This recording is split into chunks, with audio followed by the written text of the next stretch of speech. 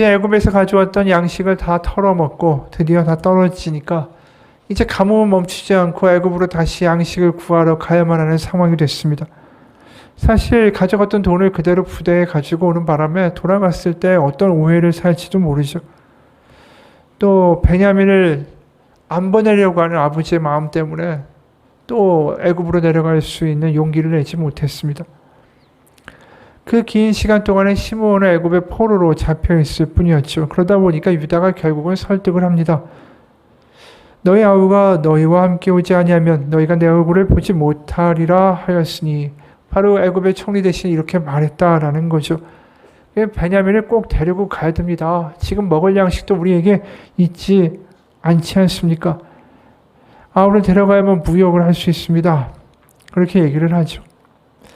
실제로는 42장 20절에 이렇게 요셉이 이야기했죠. 너희 막내 아우를 내게로 데리고라.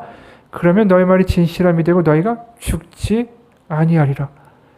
실제로는 이게 죽음의 협박을 했었어요, 요셉이. 그러니까 이렇게까지 안 가면 사실은 시므온이 죽을 수 있는 위기에 처해 있었다라는 거죠. 그러다 보니까 형제들도 마음이 급해집니다. 지금 베냐민 꼭 데리고 가서 시므온의 생사도 확보할 수가 없는데 무역이 문제가 아니라 일단 베냐민을 데리고 빨리 가야 된다라는 거죠.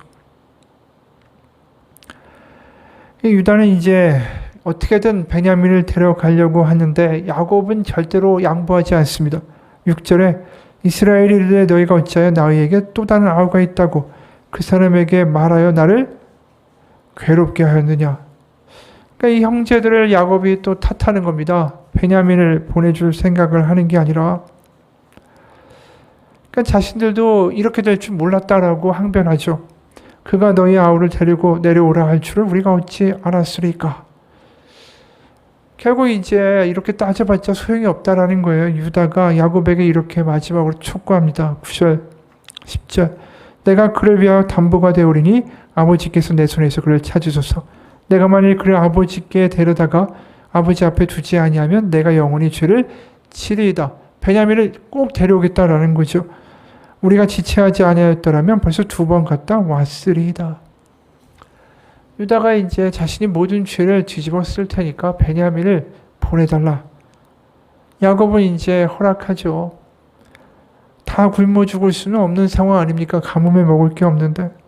그러면서 이제 지난번에 자루에 가지고 왔던 돈도 다시 넣어주고 이번에 또 양식을 구할 돈도 합쳐서 넣어주고 또 그 땅에서 나는 여러 가지 소산들을 챙겨서 이제 형제들을 애굽으로 보내게 됩니다.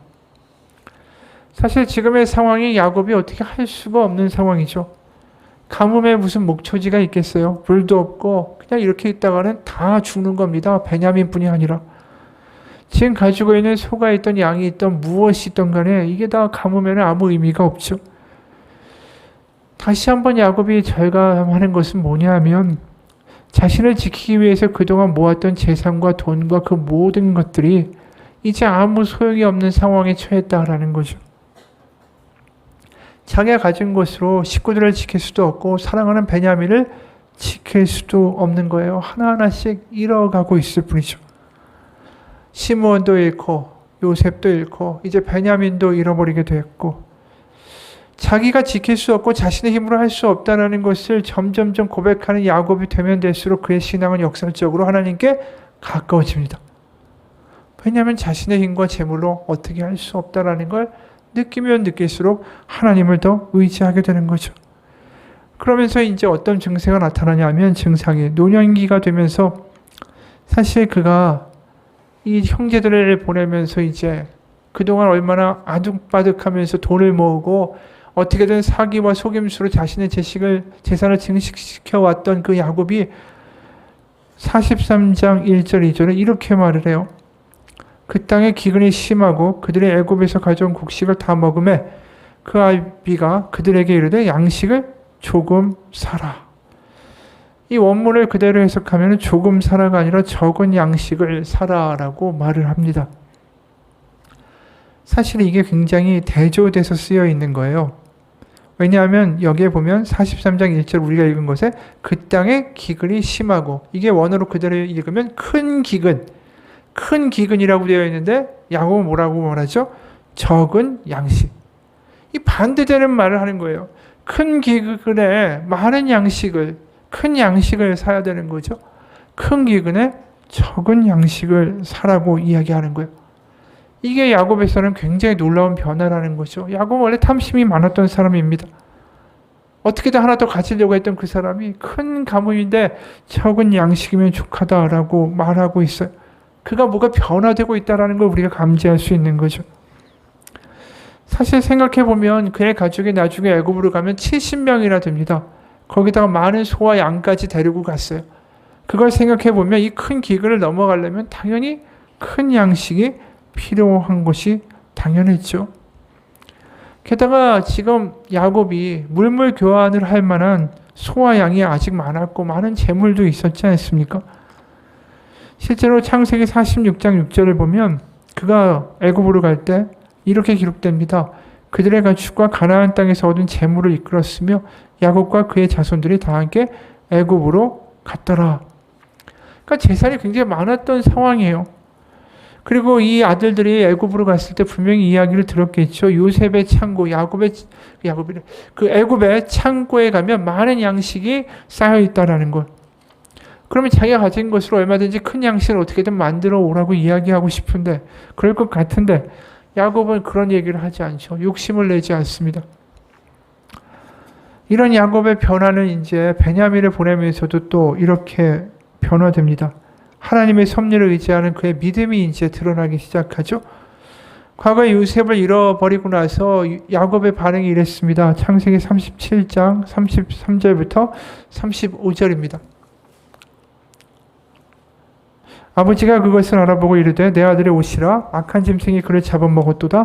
요셉이 분명히 찢겼도다 하고 자기 옷을 찢고 굵은 배로 허리를 묶고 오래도록 그의 아들을 위하여 애통하니 그의 모든 자녀가 위로하되 그가 위로를 받지 아니하여 이르되 내가 슬퍼하며 수월로 내려가 아들에게로 가리라 하고 그의 아버지가 그를 위하여 울었더라.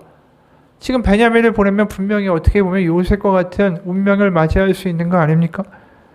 요셉을 잃었을 때는 정말 이 옷을 찢고 굵은 배를 허리에 묶고 애통하고 밥도 안 먹고 나 이제 죽겠다라고 이렇게 반응했던 야곱이었는데 14절에 보면 전능하신 하나님께서 그 사람 앞에서 너에게 은혜를 베푸사 그 사람으로 너희 다른 형제와 베냐민을 돌려보내게 하시기를 원하노라. 내가 자식을 잃게 되면 이르리로다.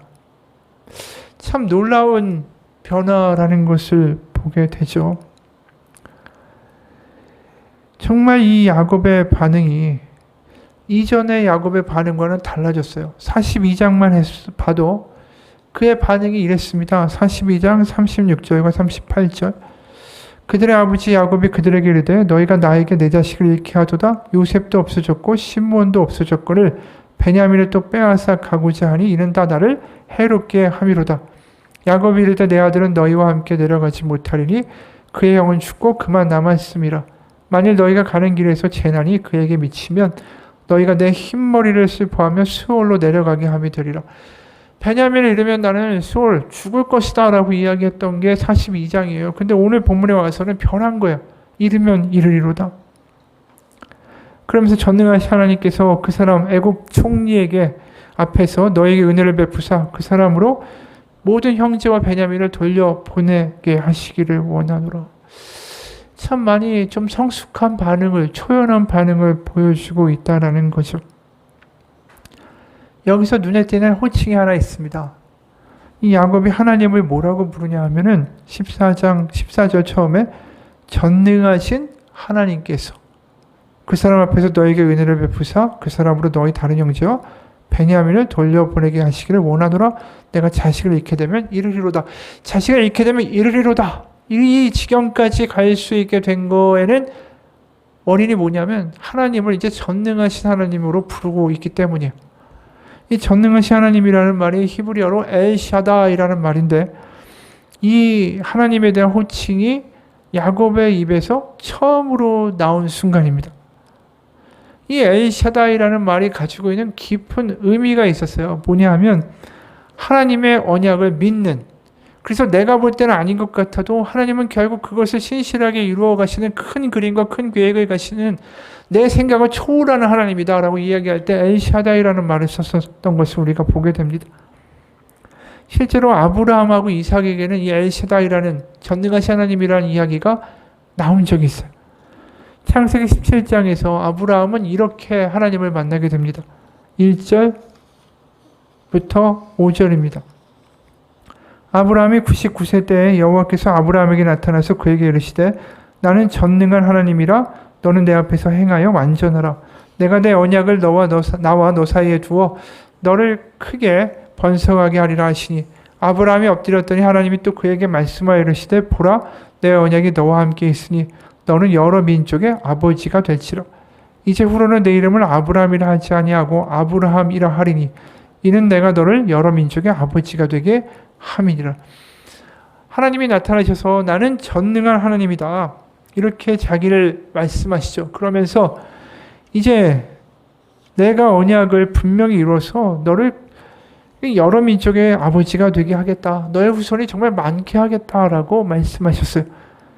근데 이 이야기를 들으면서 이제 아브라함이 아니라 아브라함으로 바꿔주셨잖아요. 아브라함이라는 게 열국의 아버지라는 이름 아닙니까? 그러니까 이런 이야기를 할 때 아브라함의 반응이 어땠을 것 같습니까? 아멘, 하나님의 뜻이 이루어질 것입니다. 이렇게 아브라함이 반응했을까요? 아브라함이 그러지 않았어요. 같은 17장 16절부터 18절을 보면 아브라함이 이렇게 반응했습니다. 이 하나님의 말에 대하여 내가 그에게 복을 주어 그가 내게 아들을 낳아주게 하며 사라가 이제 아들을 낳게 해주시겠다는 거죠. 내가 그에게 복을 주어 그를 여러 민족의 어머니가 되게 하리니 너는 열국의 아버지고 사라는 열국의 어머니가 되게 하리니 민족의 여러 왕이 그에게서 나리라. 아브라함이 엎드려 웃으며 마음속으로 이르되 100세 된 사람이 어찌 자식을 낳을까? 사라는 90세니 어찌 출산하리요 하고 아브라함이 이에 하나님께 아뢰되 이스마엘이나 하나님 앞에 살기를 원하나이다. 하나님 말도 안 되는 소리 하지 마시고 내가 하갈에서 낳은 애굽의 첩이죠. 그러니까 사라의 첩이고 애굽 출신의 종이었던 하갈에서 낳은 이 이스마엘이나 잘 키워서 대를 잇게 해주시면 될 것 같습니다. 라고 이야기한 거예요. 그러니까 자신이 볼 때는 이 불가능한 일이다라는 거죠. 그런데 나중에 어떤 일이 벌어집니까? 이삭을 정말 낳죠. 그러니까 이 아브라함이 이 사건이 평생 기억나는 사건인 거예요. 하나님의 계획과 하나님의 일하심에 대하여 이 비웃음을 쳤던 그런 순간들. 그러면서 다시 한번 하나님의 호칭, 전능하신 하나님이라는 말이 이 아브라함한테는 굉장한 의미를 갖는 말이 된 거죠. 자신이 볼 때 불가능한 일을 이루시는 하나님, 그리고 자신이 얼마나 무지하고 하지만 동시에 교만한 존재였던가 그걸 떠올리게 하는 이름이 바로 엘샤다이라는 말이에요. 바로 엘샤다이라는 말에는 그런 의미가 있는 거예요. 하나님의 크심, 위대하심 반대로 그런 하나님을 이해할 수 없는 무지하고 무능한 존재로서의 나. 그러니까 이런 이삭을 낳고 나서 아브라함은 그 평생 잊을 수 없는 자신의 무지함, 그럼에도 불구하고 자신을 끝까지 이끌어 가시는 그 크신 하나님, 그리고 이삭을 주신 하나님, 엘샤다이 하나님, 이 고백이 있었던 거죠. 그래서 이 이삭도 그 아버지 아브라함의 신앙을 이어받습니다. 그래서 야곱을 축복할 때 이 엘샤다이, 전능하신 하나님이라는 호칭을 가지고 야곱을 축복해요. 28장입니다. 1절에서 4절이에요. 이삭이 야곱을 불러 그에게 축복하고 또 당부하여 이르되 3절 전능하신 하나님이 너에게 복을 주시어 네가 생육하고 번성하게 하여 네가 여러 족속을 이루게 하시고 아브라함에게 허락하신 복을 너에게 주시되 너와 함께 네 자손에게도 주사 하나님이 아브라함에게 주신 땅 곧 네가 거류하는 땅을 네가 차지하게 하시기를 원하노라. 이 축복을 줄 때가 언제냐면 야곱이 외삼촌 집 라반의 집으로 도주할 때예요. 여기서 축복하면서 굳이 이삭이 하나님을 어떻게 부르냐면 엘샤다이, 전능하신 하나님이라고 부릅니다. 그런데 여기서 좀 특이한 게 뭐냐면 이삭이 원래 야곱이 형 에서라고 속이고 아버지한테 축복을 받지 않습니까? 그렇게 축복받을 때 이 이삭이 엘샤다이, 전능하신 하나님이라는 이름으로 축복한 적이 없어요. 창세기 27장 28, 29절에 보면 이 에서로 착각하고 야곱에게 축복하면서 이삭은 이렇게 말합니다. 하나님은 하늘의 이슬과 땅의 기름짐이며 풍성한 곡식과 포도주를 내게 주시기를 원하노라. 만민이 너를 섬기고 열국이 너에게 굴복하리니 네가 형제들의 주가 되고 내 어머니의 아들들이 너에게 굴복하며 너를 저주하는 자는 저주를 받고 너를 축복하는 자는 복을 받기를 원하노라. 그러니까 분명히 원래 축복을 할 때는 없던 그 엘샤다이라는 말이 이제 아들 야곱이 외삼촌의 집으로 도주해야 되는 상황 가운데 등장하고 있는 거예요. 여기서 이삭의 마음이 드러나는 거죠. 모든 게 자기의 생각하고는 다 어긋나 버렸어요. 에서에게 분명히 장자에게 축복을 하려고 했는데 야곱이 갑자기 속이고 들어와서 여기서부터 뭔가가 삐딱선을 타게 되죠. 그리고 이제 이 아들은 집을 떠나서 라반 외삼촌 저 먼 나라까지 가야 되는 일들이 갑자기 연달아 터지기 시작하는 거예요. 그러니까 아버지의 심정이 어떨까요? 이제 앞으로 이 아이 운명이 어떻게 될지, 게다가 형의 축복을 가로챈 이 아이가 과연 어떤 식으로 하나님이 그 삶을 이끌어 가실지 이삭은 도저히 알 수가 없는 거죠. 예측도 안 되는 거예요. 모든 게 다 뒤죽박죽이 돼버린 상황이에요. 바로 이삭의 심정이 그런 거죠. 하나님, 저는 모르겠습니다. 이제 하나님 뜻대로, 하나님의 크신 계획대로, 하나님의 전능하심대로 이 아이에게 일하여 주시기를 원합니다. 이 마음이 지금 엘샤다이라는 이름으로 야곱을 축복할 때 이삭의 마음 가운데 있었다라는 거죠. 아브라함도 마찬가지예요. 전능하신 하나님이라고 이야기할 때 자신은 무능하다, 무지하다, 하지만 하나님의 크신 계획이 있을 거라고 믿게 된다. 이런 고백이 엘샤다에 있었던 것처럼 이삭도 똑같이 고백하는 거죠. 그런데 야곱이 지금 그 단어를 쓰고 있는 거예요. 노년에 이르러서 할아버지, 아버지가 경험했고 말했던 하나님의 호칭 엘샤다이라는 이름으로 지금 14절에 전능하신 하나님께서 그 사람 앞에서 너에게 은혜를 베푸사 그 사람으로 너희 다른 형제와 베냐민을 돌려보내게 하시기를 원하노라. 내가 자식을 잃게 되면 이르리로다. 더 이상 나의 생각과 나의 집착과 나의 계획 이거 다 무지하고 무능하다. 하나님이 크신 계획이 이루어져야 되고 내가 내 생각을 내 계획으로 할 때 모든 것이 뒤죽박죽이 되었던 이 인생 가운데 하나님의 큰 뜻이 이루어지기를 원한다라는 말이 엘샤다이라는 말 가운데 들어있는 거죠. 이 엘샤다이라는 말을 인정하고 고백하고 쓰게 되기까지 야곱에게 얼마나 많은 시간이 필요했는지 몰라요. 하나님을 완전히 인정하고 자신을 포기하게 될 때까지 그는 얼마나 많은 잔머리와 술수를 쓰면서 자신의 인생을 개척하고 자기를 지키려고 애썼는지 모릅니다. 그 모든 걸 이제 포기하는 거죠. 그리고 하나님을 인정하게 되는 것입니다. 그러면서 야곱의 노년에는 그러한 모습이 더욱더 뚜렷하게 드러납니다. 창세기 48장 1절에서 3절이에요. 이일 후에 어떤 사람이 요셉에게 말하기를 네 아버지가 병들었다 하므로 그가 곧 두 아들 므낫세와 에브라함과 함께 이르니 어떤 사람이 야곱에게 말하되 네 아들 요셉이 너에게 왔다 하며 이스라엘이 힘을 내어 침상에 앉아 요셉에게 이르되 이전에 가나안 땅 루스에서 전능하신 하나님이 내게 나타나서 복을 주시며 이제 노년에 요셉에게 유언을 하고 또 축복을 하는 그 모든 과정 가운데 그는 하나님을 뭐라고 부르냐 하면 전능하신 하나님이라고 부릅니다. 말년에 너무나도 달라지죠. 자신이 완전히 작아지고 무지하고 무능해지니까 그때부터 하나님이 커 보이기 시작하는 거죠. 마치 이런 이야기 같습니다. 어느 저녁 무렵에 한 노인과 그의 손자가 호숫가에 앉아 있었습니다. 그들은 많은 것에 대한 이야기를 나눴죠.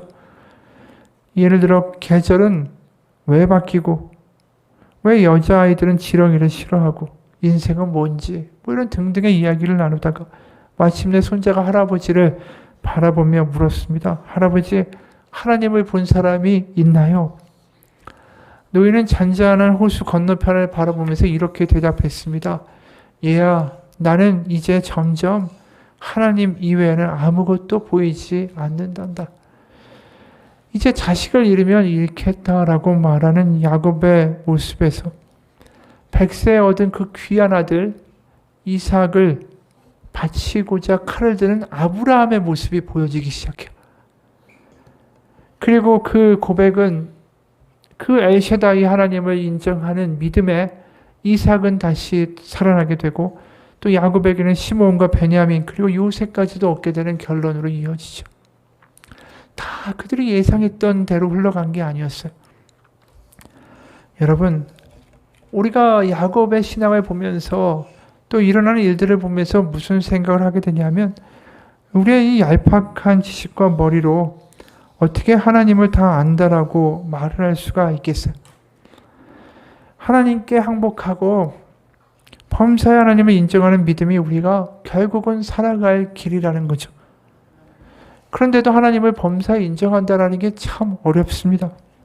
내 생각대로, 내 판단대로 하고 싶고 내 불안함과 걱정 때문에 짓눌려서 하나님보다는 눈앞에 있는 문제를 바라보는 게 우리의 사실이기 때문입니다. 그게 우리 현실이죠. 그러면서도 우리는 입으로 얼마든지 하나님은 전능하십니다. 이렇게 말하곤 합니다. 그러나 진짜 입이 아니라 우리의 마음으로 하나님은 전능하십니다. 라고 그분께 내 인생을 맡기는 것은 전혀 다른 차원입니다.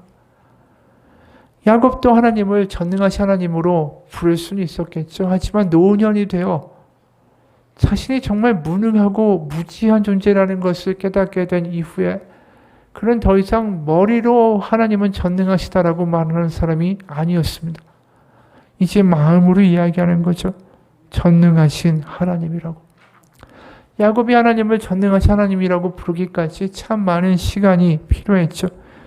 그 이전에 그에게 전능하신 존재는 돈이었기 때문입니다. 야곱을 보면서 우리의 모습이 보이죠. 누군가 이런 말을 합니다. 모든 사람은 결국 어떤 것이든 아니면 누구에게든지 항복하게 된다. 하나님이 아니라면 우리는 다른 사람들의 기대, 돈, 분노 혹은 두려움, 자만심, 욕망 그리고 자아에 항복하게 될 것이다. 우리는 하나님을 경배하도록 만들어졌다. 만약 우리가 하나님을 경배하지 않으면 우리는 다른 우상에게 항복한다. 우리는 항복할 대상을 선택할 자유가 있다. 그러나 그 선택 뒤에 따라오는 결과들에 대해서는 자유롭지 못하다. 그렇죠. 우리가 뭔가를 섬기지 않으면 살아갈 수가 없다라는 거예요. 불안하니까. 하나님을 섬기든지 돈을 섬기든지 뭔가 든든한 뒷배에 사람을 섬기든지 뭔가 믿는 구석을 만든다라는 거죠. 내가 어디에 굴복하고 어디를 섬기고 어디 항복할지는 나의 자유지만 그 선택에 대한 책임에서는 자유로울 수 없다라는 거죠. 스탠리 존스라는 신학자는 이렇게 말합니다. 만약 당신이 그리스도에게 항복하지 않으면 당신은 큰 혼돈에 항복하게 될 것입니다. 여러분, 우리가 눈에 보이는 그 무언가, 우상에 대하여 항복하고 그것을 섬기는 게 우리 생각에는 옳아 보이지만 그게 또 다른 우리를 노예로 만드는 길이라는 것을 기억하십시오. 왜 그럴까요? 돈이 나를 지켜줄 것 같죠? 그러면 그 돈을 얻기 위해서 때로는 거짓말도 해야 되고요. 사기도 쳐야 되고 또 어떻게든 그것을 얻기 위해서 뭔가 다른 것들을 희생하고 버리라고 그 돈은 나에게 요구하기 때문이죠. 근데 우리가 하나님께 항복하고 하나님을 선택하면 하나님은 절대로 우리에게 무엇을 바치라고 하시는 분이 아니라 우리에게 거꾸로 자유를 주시는 분이에요. 왜 그럴까요? 수많은 우상들이 지금도 불당도 그렇고 무당도 그렇고 별의별 신상들이 다 있죠. 거기는 항상 뭘 얘기하냐면 나에게 돈을 바쳐라. 물질을 바쳐라. 헌신을 바쳐라. 그러면 내가 너에게 뭘 주겠다. 심청이 어떻게 됐습니까? 너의 아버지의 눈이 뜨려면 공양미 300석을 가져다 바쳐라 라고 이야기해요. 바치면, 희생하면 내가 그거에 대한 대가를 주겠다라고 이야기한다라는 거예요. 그런 우상들. 근데 하나님은 뭐라고 하셨죠? 바치라가 아니에요. 내가 너를 위하여 먼저 죽어주겠다라고 말씀하신 거예요. 바치면 주겠다가 아니라 우리가 죄인 되었을 때에 그 아들을 죽이심으로 우리를 향한 하나님의 사랑을 확증하셨다라고 말을 하는 거예요.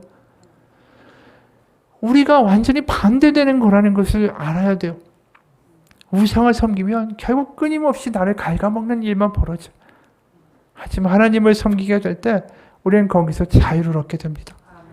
왜요? 하나님은 우리를 지키고 우리를 끝까지 자녀로 이끌어 가시고 우리 가운데 그리스도의 형상이 일어나도록 우리를 빚어가기 원하시는 우리의 선한 아버지시기 때문이라는 거죠. 여러분, 하나님께 항복하는 것, 그것이 야곱의 결국 인생의 마지막의 모습이었고 그것이 결국 믿음의 종착지의 모습이에요. 그리고 우리를 하나님이 빚어가시는 궁극적인 모습과 답도 결국 그겁니다. 수많은 것들에 항복하고 섬기는 게 아니라 하나님께 항복하고 하나님이 전능하십니다라고 내 인생을 거기에 던질 수 있게 되는 것. 그 과정 가운데 우리가 헛갈릴 수도 있죠. 야곱도 꽤 많은 시간이 걸렸어요. 우리도 하나님을 따라가다 보면 때로는 헛갈리는 시간들도 있게 됩니다. 조지 맥도날드라는 작가가 이렇게 표현해요. 당신의 살아있는 집이라고 생각해 보라. 하나님께서 그 집을 다시 지으려고 하신다. 아마 처음에는 하나님께서 하시는 일들을 이해할 수 있을 것이다. 하나님께서는 당신을 위해 배수로를 정비하시고 지붕 새는 곳을 막으신다. 그리고 기타 등등의 일을 하신다. 당신은 그런 일들이 꼭 필요하다는 것을 알고 있기에 그다지 놀라지 않는다. 그런데 하나님은 갑자기 그 집을 허물기 시작하신다. 당신을 무척이나 아프게 하는 방식으로 이해하지 못할 방식으로 집을 허물기 시작하신다. 하나님은 대체 무슨 일을 하고 계신 것일까? 이에 대한 설명을 하자면 하나님은 당신이 생각하고 있던 것과 완전히 다른 집을 짓고자 하신다. 하나님께서는 이쪽에 새로운 건물 한 동을 내신다. 저쪽에 별도의 층을 추가로 마련하신다. 높은 탑을 올리시고 넓은 안뜰을 만드신다. 당신 하나님께서 당신의 신분에 맞는 작은 오두막으로 만들고 계신 것이라고 생각했다. 그러나 하나님께서는 궁궐을 건축하고 계신다. 그리고 그 안에 친히 오시어 당신과 함께 살려고 하시기 때문이다. 이게 추상적인 이야기처럼 들리지만 지금 하나님이 그 집을 허물고 계시는 게 누굴까요? 야곱이에요. 자기가 생각하는 집이 있죠. 야곱은 뭘 생각합니까? 요셉도 있고 시몬도 있고 특히 베냐민 이런 아이들 내가 아끼는 애들하고 같이 이렇게 집을 만들고 살아가는 게 자기가 보는 아름다운 집이었는데 하나님이 지금 다 뺏어가신 거예요. 요셉도 베냐민도. 그런데 그런 이해할 수 없는 하나님의 역사 가운데 그는 거꾸로 뭘 이야기합니까? 이제 완전히 항복해버리면서 전능하신 하나님이라고 말하는 믿음이 된 거예요. 결국 야곱의 집을 부수시고 하나님의 집을 세우시죠. 그게 12지파의 이스라엘이에요. 그리고 그 지파를 통해서 구약의 이야기가 이어지고 그게 신약의 12제자까지 이어지는 하나님의 커다란 계획 가운데 그런 일들이 하나하나 진행되는 걸 보게 됩니다. 여러분, 하나님을 믿으면서 내 생각과 내 계획이 빠그러지고 내가 원하는 대로 되지 않을 때 그때 하나님을 원망하는 게 아니라 오히려 그때 하나님, 나는 무지하고 무능합니다. 하지만 하나님 전능하신 하나님입니다. 하나님의 뜻과 계획이 이루어질 것입니다. 그 고백을 할 수 있는 우리가 되기를 원합니다. 우리의 생각이 어떻게든 안 깨지려고 하나님 이해 안 가니까 하나님이 없다라는 식으로 가는 게 아니라 내 계획이 깨어지면 하나님이 더 큰 계획이 있다는 것을 고백할 수 있는 믿음이 되어야 된다는 거죠. 그게 야곱의 이야기예요. 자신의 계획이 완전히 다 빠그러졌을 때 오히려 하나님의 살아계심을 더 경험하게 되는 역사가 있다는 거죠. 마지막 한 이야기를 마칩니다. 아프리카 콩고의 밀림 속에 많은 고릴라들이 살고 있습니다. 그런데 워낙 밀렵이 심해서 워낙 이 고릴라들을 사냥하는 사냥꾼들이 많아서 이 멸종 위기의 고릴라들이 그나마 지금 살고 있는 게 마지막 서식지가 콩고랍니다. 근데 그럼에도 불구하고 워낙 많이 이 고릴라들을 죽이니까 지금 콩고의 밀림 속에는 어미를 잃은 어린 고릴라들이 많대요. 그러니까 이 정부에서 이 고릴라 보호단을 보내가지고 이 새끼 고릴라들을 보호하기 시작합니다. 그래서 어떻게 했냐면 이들이 자신이 거주하는 이 기지 곁에다가 그 밀림 가까운 데다가 어린 고릴라들이 살 수 있는 집을 만들어 줬습니다.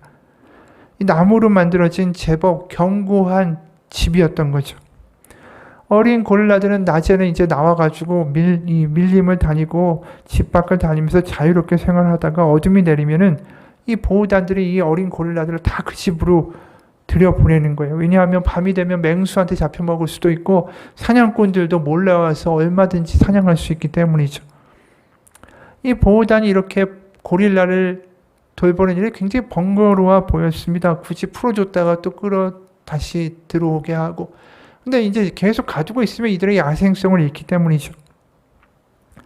그러니까 어둠이 내리면은 어린 고릴라 몸에 부착한 추적기를 통해서 밀림에 있는 어린 고릴라들을 일일이 다 찾아내가지고 다 데려오는 것입니다. 근데 이 보호단이 이 고릴라들을, 어린 고릴라들을 언제까지 보호해야 될까? 혼자 힘으로 먹이 활동을 충분히 할 수 있을 때까지 보호를 해야 될까? 아니면 혼자 힘으로 자신을 지킬 수 있는 나이가 될 때까지 보호를 해야 될까? 몇 년을 기다려야 될까? 1년일까? 2년일까? 3년일까? 그런데 이 고릴라 보호단이 횟수를 기다리고 뭐 정해놓고 이렇게 하는 게 아니라는 거예요. 이들을 떠나보내는 결정은 아주 단순하대요. 어린 고릴라가 갑자기 자기가 살고 있던 그 집을 다 부숴버리면은 그때부터는 보호가 필요가 없어진다라는 겁니다. 왜냐하면 어린 고릴라들이 자기를 지금까지 보호해줬던 집을 부수고 나올 정도면은 이제 혼자 힘으로 저녁을 지새울 수 있는 그런 준비가 됐다라는 거죠. 밀림의 밤이 오면은 푸른 눈을 빛내며 분명히 침을 흘리는 맹수들의 섬뜩한 눈빛을 이 어린 고릴라들이 기억하고 있을 텐데 그럼에도 불구하고 집을 부수고 나왔으니까 더 이상 어린 고릴라가 아니라는 겁니다. 이분이 이야기를 쭉 하면서 어느 책에서 본 건데 그 마지막에 이렇게 썼어요. 하나님을 믿는다는 것도 마찬가지 같다라는 거예요. 내 안에 가득한 자아와 생각과 판단이라는 집을 부수고 하나님의 땅을 향해서 용감하게 걸어가게 되는 게 믿음이라는 거죠.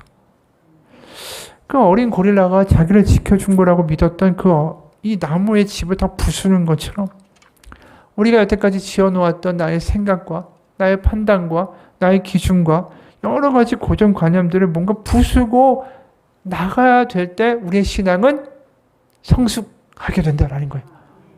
오늘 그 일이 벌어진 거예요. 야곱이 드디어 자신이 생각하는 집과 기준을 다 뽀개 버리고 그리고 하나님을 전능하신 하나님이라고 고백하게 됐을 때 그는 새로운 세계로 걸어가기 시작하는 믿음의 어른이 된 거죠. 여러분, 우리가 언제까지 나를 믿겠습니까? 언제까지 하나님을 내 머리로 믿겠습니까? 그게 아니라 이제 내 마음을 부수고 하나님께 항복할 때가 된 거 아닙니까? 머리가 아니라 가슴으로. 그래서 전능하신 하나님이라고. 나는 지금 잘 모릅니다. 하지만 하나님 전능하십니다. 야곱이 그 고백을 하며 아이를 보낼 때 그 눈가에 눈물이 고였을 것 같아요. 하지만 이제 그의 마음에는 하나님이 계십니다.